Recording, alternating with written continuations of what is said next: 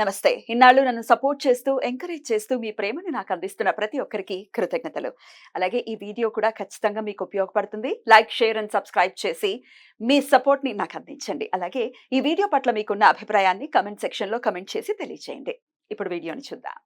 జీవితంలో రకరకాల సమస్యలతో బాధపడుతున్నారా? ముఖ్యంగా ఆర్థిక సమస్యలతో సతమతమవుతున్నారా? ఎన్నో పరిహారాలు చేసి అలసిపోయారా? మంచి మార్గం దొరకాలని కోరుకుంటున్నారా? అయితే రండి, విశ్వాన్ని ఎలా అడగాలో తెలుసుకుందాం. లా ఆఫ్ అట్రాక్షన్ క్లాసెస్ మీకోసం మన ఛానల్లో. వివరాల కొరకు సంప్రదించండి. నమస్తే, వెల్కమ్ టు అవర్ ఛానల్. నేను పద్మిని. ప్రస్తుతంతో పాటు ప్రముఖ ఆధ్యాత్మికవేత్త, నారీ సేన ఫౌండర్, దత్త ఉపాసకురాలు శ్రీమతి లతా దత్త గారు మనతో పాటు ఉన్నారు. మాట్లాడదాం. నమస్తే అక్క. నమస్తే రా. జై గురుదత్త. శ్రీ గురుదత్త. అక్క, రకరకాల పాపాల రీత్యానే మనం కష్టాలు అనుభవిస్తాము అనేది అందరికీ తెలిసిన విషయమే కదా. పాపాల వల్ల కష్టాలు, పుణ్యాల వల్ల సుఖాలు. డెఫినెట్ గా దాన్ని బ్యాలెన్స్ చేసుకున్నాడు మోక్షమే. కానీ బ్యాలెన్స్ చేసుకోవటం అయిపోయి అది మామూలు విషయం కాదు కదా. అవును, అంటే పూర్తిగా పాపం ఉండకూడదు, పూర్తిగా పుణ్యం ఉండకూడదు. క్షయం అయిపోవాలి రెండు. అది ఏమో సరే, అది నెక్స్ట్ లెవెల్ ఇది. కాబట్టి అసలు ఈ పాపాలు ప్రక్షాళన అవ్వాలి అని అంటే డెఫినెట్ గా దత్తుడికి మించినటువంటి దైవం మరొకటి ఖచ్చితంగా లేదు. స్వామిని ఎలా కోరుకోవాలి? తెలిసి కానీ తెలియక కానీ చేసినటువంటి పాపాలు, పశ్చాత్తాపంతో కూడిన రెమెడీ ఏదైనా ఉందా? అన్నీ అయిపోయాయి. మాకు ఈ పాపాలు తొలగట్లేదు, అనుభవిస్తున్నాం, కర్మ అనుభవిస్తున్నాం, మా వల్ల అవ్వట్లేదు. మేము మంత్రదీక్ష చేసాము, ధ్యానం చేసాము, హోమం చేసాము, యజ్ఞం చేసాము, వ్రతం చేసాము, దేని వల్ల కూడా ఇంకా పాపాలు హరించట్లేదంటే స్వామి ఏం చెప్పారంటే, గురు పాదాలే శరణ్యం, నా పాదాలనే పట్టుకోవాలి, ఇంకా ఏమీ కూడా లేదు. సేవ అంటారు, గురు సేవ అంటారు పద్మిని. అంటే గుడుల్లో వెళ్ళి ఊడవటము, తొడవటము. అవును, చాలా పవర్ఫుల్ కదా అది. క్షేత్రాల్లో వెళ్ళి ఉండి అక్కడ సేవ చేయటము, అక్కడ ఉండే ఆశ్రమాల్లో సేవ చేయటం, పీఠాల్లో సేవ చేయటం. ఎలా అంటే అన్నదానాల దగ్గర ఊడవటము, తొడవటము, వడ్డించటము, దేవుడి దగ్గర శుభ్రం చేయటము, మన ఇల్లు ఎలా ఊడ్చుకుంటాం అలా ఊడటం. చాలా మంది ఏంటంటే దీని దగ్గరకు వచ్చేసరికి దూరంగా ఉంటారు. కానీ మాకు ఇమీడియట్ గా అయిపోవాలి, చేసాం, ఎందుకు అవ్వట్లేదు అని అంటారు. దేవుడి మందిరాలు శుభ్రపరచడం దేవుడెరుగు. అసలు ముందు అశుభ్రపరచకుండా ఉంటే అది మేలు. 10,000 అదే కదా. తీసేసి కవర్లు అక్కడే పడేసి, పువ్వులు అక్కడే పడేసి, ప్రసాదాలు పడేసి అన్ని. అసలు గుళ్ళలో అయితే ఎంత చెత్త అంటే, క్షేత్రాల్లో కూడా చెత్త చెత్త చేస్తున్నారంటే దాని వల్ల కూడా కర్మ తొలగదు. సమస్త పాపాలు హరించాలంటే శ్రీపాద శ్రీవల్లభుణ్ణి ఆరాధించాలి. ఆయన వల్లే ఈ సమస్త పాపాలు కూడా తొలుగుతాయి. ఎందుకంటే ఆయన అవతారము సామాన్యమైనది కాదు. శ్రీపాద శ్రీవల్లభుడు అంటే సాక్షాత్తు భగవంతుడు విష్ణుమూర్తి దత్త పరంపరతో జన్మించినటువంటి అంశ. కాబట్టి శ్రీపాద శ్రీవల్లభుడిని ఆరాధించడమే శరణ్యం. ఇంకో మార్గం లేదు. అందులో శ్రీపాద శ్రీవల్లభ చరిత్రలో 20వ అధ్యాయము పారాయణం చేసిన వాళ్ళకి సమస్త పాపాలు కూడా హరించును అని స్వామి ఇచ్చారు ఫలితాన్ని. అందులో స్వామి కొన్ని చెప్పారు పద్మిని, అన్ని కాదు, కొన్ని ఇంపార్టెంట్ పాయింట్స్ స్వామి పలికినవి నేను చెప్తాను, వేరేవన్నీ కాదు.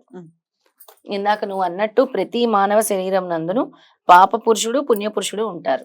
అది ఎందుకో నీ నోట్ల నుంచి ముందే వచ్చింది. పాప పురుషుడు పుణ్యపురుషుడు ఉంటారు. పాప పుణ్యములు రెండింటి నుంచి విడుదల లభించినచో ముక్తి. అప్పటి వరకు ముక్తి రాదు. పాప పురుషుడు పుణ్యపురుషుడు, పుణ్యం అందరికి ఉంటుంది. ఆ పాపాలని మైనస్ చేసుకుంటూ రావాలి, మనం పుణ్యంలోకి ఎంటర్ అవ్వాలి, అప్పుడే ముక్తి లభిస్తుంది అనమాట. స్వామి ఏం చెప్పారు అనంటే, మా మాతామహి రాజమాంబయను, మా మాతృదేవి సుమతి మహారాణియను పరమ పవిత్రులు. అటువంటి వారి స్మరణ మాత్రము చేతనే జీవుల శరీరమునందలి వేల పాపములు తక్షణము పలాయనము చిత్తగించును. అందుకే సిద్ధమంగళ స్తోత్రంలో వాళ్ళ పేర్లు వస్తాయి కాబట్టి స్తోత్రానికి అంత పవర్. అది స్వామి నోటితోనే చెప్పారు. వేల పాపములు తక్షణమే తొలుగుతాయి. సుమతి నందన నరహరి నందన దత్తదేవ ప్రభు శ్రీపాద సుమతి నందన. అవును. అయితే ఏం చెప్తున్నారనంటే, స్వామి ఇక్కడ ఏం చెప్తున్నారనంటే, లక్ష్మీ వాసవి అంటే నా నిమిత్తమై తయారు చేసిన నైవేద్యము భోజనము ఆయనే ఎక్కడున్నా గాని వెళ్ళి ఆరగిస్తారంట.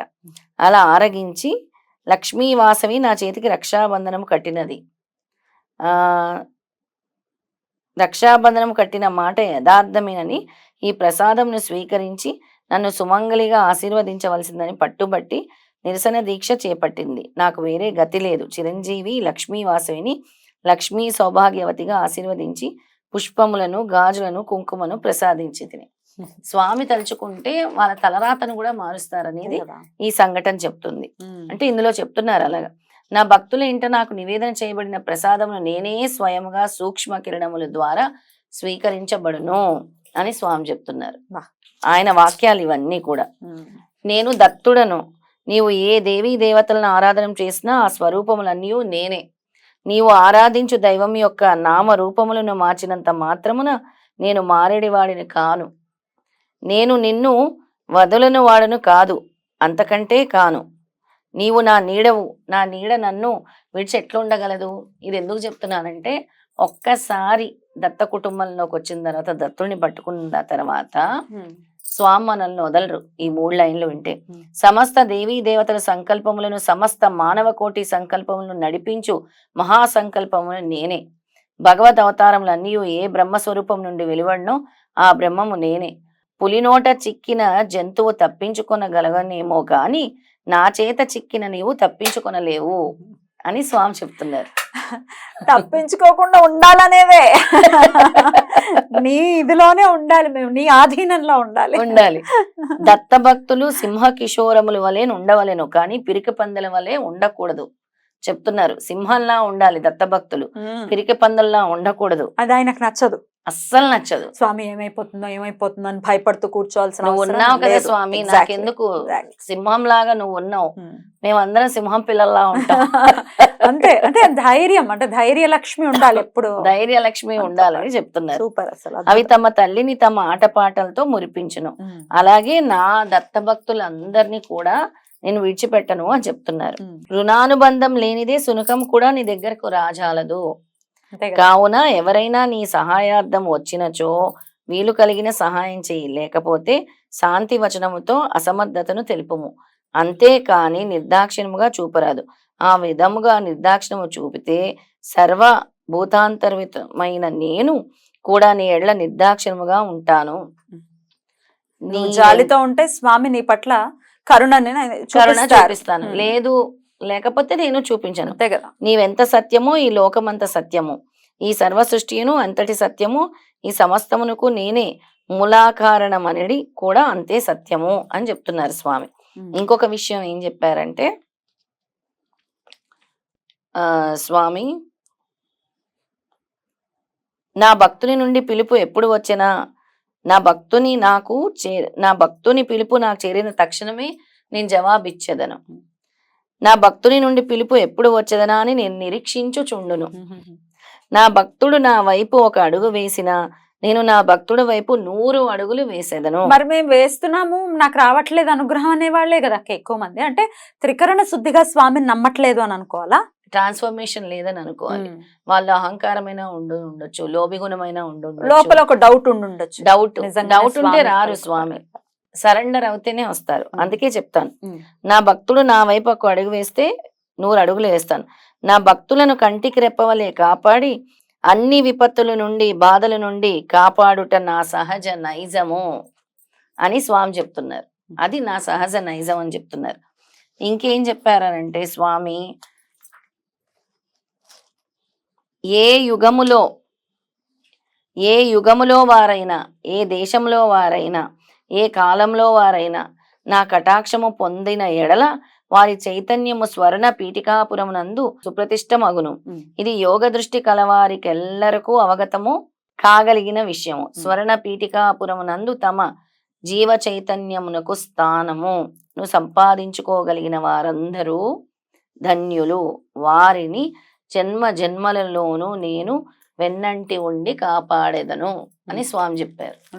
అయితే పద్మిని, ఇక్కడ మాకు జరగట్లేదు, మాకు అవ్వట్లేదు ఎందుకు అని అంటే చెప్తాను. మెయిన్ రీజన్, స్వామిని పట్టుకుంటారు, ఒక కోరిక తీరగానే స్వామిని వదిలేస్తారు. చాలా మందిని చూశాను నేను. ఎలాగా అని అంటే, ఒక కోరిక తీరగానే స్వామిని వదిలేయటం, మర్చిపోవటము, మళ్ళీ సమస్యల్లో చిక్కుకుంటారు. ఎప్పుడూ స్వామిని పట్టుకుంటే ఆ సమస్య రాదు కదా.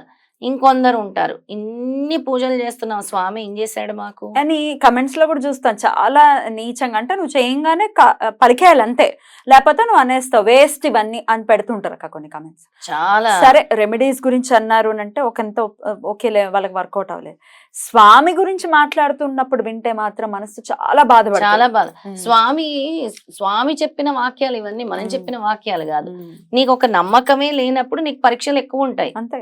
నీకు స్వామి అనేవాడే లేడు అనుకుంటే లేడు అని చూపిస్తాడు. స్వామి ఏం చెప్తున్నాడంటే నువ్వు దేన్ని ఆకర్షిస్తే అదే వస్తుంది. నువ్వు దుఃఖాన్ని ఆకర్షిస్తే దుఃఖం వస్తుంది, సంతోషాన్ని ఆకర్షిస్తే సంతోషం వస్తుంది, భక్తిని ఆకర్షిస్తే భక్తి వస్తుంది, పాజిటివిటీని ఆకర్షిస్తే పాజిటివిటీ వస్తుంది. అది కాకుండా నేను ఎన్నో పూజలు చేశా, ఎన్నో వ్రతాలు చేశా, చేసి చేసి అలసిపోయా అనే వాళ్ళు కూడా ఉంటారు. వాళ్ళు చిక్కుల్లో చిక్కోక తప్పదు. ఎందుకనంటే నువ్వు ఎవరిని అంటున్నావు? స్వామిని అంటున్నావు. ఏం చేసావు నువ్వు? ఇంతమంది స్వాములు, అవధూతలు, ఋషులు, మునులు వాళ్ళు మన కోసం ఎంత చేస్తున్నారు? అసలు మనం చేస్తున్నది ఎంత? నీ సగం జీవితం నిద్రలోనే గడుపుతావు, నీ సగం జీవితం తిండిలోనే గడుపుతావు, నీ సగం జీవితం ఫోకస్ ఫోకస్ అంటావు. నిన్ను సృష్టించి నీ భగవంతుడిని మర్చిపోతున్నావు. ఒక డిసిప్లైన్, ఒక సెల్ఫ్ డిసిప్లైన్ అనేది అలవాటు చేసుకొని, టైం స్కెడ్యూల్ అనేది అలవాటు చేసుకొని భగవంతుడిని ఎప్పుడైతే పట్టుకుంటావో నీ జీవితంలో మార్పులు మొదలవుతాయి. ఖచ్చితంగా. ఇది తథ్యం. అయితే ఈ పాపాలు పోవడానికి ఇప్పుడు మీరు చదివినటువంటి అధ్యాయం చదువుకున్నా కూడా 20వ అధ్యాయం శ్రీపాద శ్రీవల్లభ చరిత్రలోని శ్రీపాద స్వామి చెప్పారు సమస్త పాపములు హరించును అని. అంటే ఈ అధ్యాయం చదివైనా మీరు కొంత మారండి.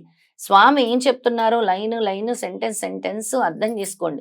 కొంతమంది చెప్తారు నేను 16 సార్లు చేశా గురుచరిత్ర పారాయణం, నేను 21 సార్లు చేశా గురుచరిత్ర. ఏం ఉపయోగం లేదు. ఏం నేర్చుకున్నావు? ప్రతి అక్షరంలో చైతన్యం ఉంటుంది.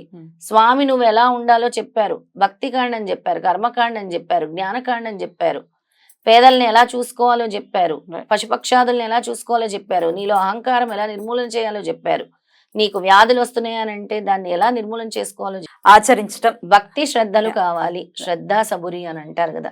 మనస వాచ కర్మన భగవంతుడు ఉన్నాడు అనే నమ్మకంతో విశ్వాసంతో చేస్తే రిజల్ట్ 100% వస్తుంది. చాలా బ్యూటిఫుల్ గా ఎక్స్ప్లెయిన్ చేశారక్క. కృతజ్ఞతలు. నమస్కారం అక్క. జై గురుదత్త. శ్రీ గురుదత్త.